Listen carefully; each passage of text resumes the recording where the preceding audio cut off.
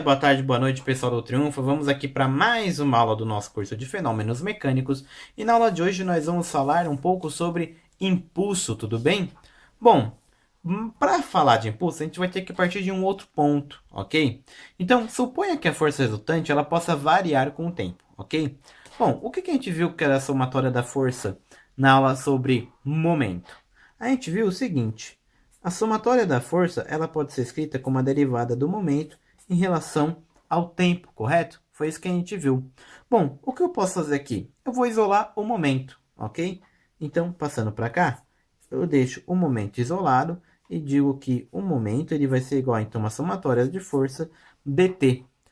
Bom, passando isso daqui para o lado, eu posso integrar isso daqui para achar a variação de momento que ocorre, né, durante a aplicação da força. Bom, o que eu vou ter no fim das contas? Eu vou ter que a variação de momento, eu posso escrever também, se você preferir, como momento final menos momento inicial, ele vai ser igual a uma integral. Essa integral é a integral do tempo inicial até o tempo final da nossa somatória de forças dt, tudo bem? Bom, chegamos então ao impulso. Como assim? Bom, o que é o impulso? O impulso ele é definido como a integral da força pelo tempo em que ela age, ou seja, a força pelo tempo que ela age. Então, isso daqui é o que a gente chama de impulso. Vou escrever então como fica aqui embaixo. O impulso a gente escreve como sendo a integral do tempo inicial até o tempo final da nossa somatória de forças dt, tudo bem? Ou então, também como a variação de momento. Vamos reservar isso daqui um pouquinho. Por quê? Porque, prosseguindo, o que a gente pode ter?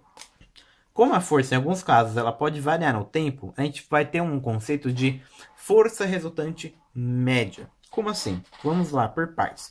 O que seria isso? Seria aqui o seguinte: a somatória da força resultante média, ela é descrita como sendo 1 sobre ΔT, que multiplica a integral do tempo inicial até o tempo final da nossa somatória de forças dt. E isso daqui a gente pode juntar com essa equação que eu chamei de estrela e reescrever ela do seguinte modo: o impulso vai ser então a variação do momento, ou então ela vai ser a somatória da força resultante média ΔT, tudo bem? Bom, o que seria, né? Quem é esse carinha aqui? Quem é essa força resultante média? Imagine que eu estou aplicando uma força sobre um corpo. Essa força está variando com o tempo. Do momento inicial até o momento final, essa força ela variou. Agora, eu posso pegar isso e ver, somar a variação dessa força ao longo do tempo e fazer uma média dela. Então, a força resultante é a média dessa força. Então, ela equivaleria a uma força constante, ela emula uma força constante que equivale a essa força variável, tudo bem? Bom, é basicamente isso. Agora, isso daqui é para uma força resultante média. O que vai acontecer no caso de a força aplicada ser constante? Eu não vou precisar achar uma força resultante média. Então, eu vou poder escrever do seguinte modo: se a força aplicada é de modo geral constante, então o meu impulso ele vai ser escrito como uma variação de momento, ou então como a somatória da força. Agora não é mais a força resultante média, porque se a força for constante não preciso fazer isso.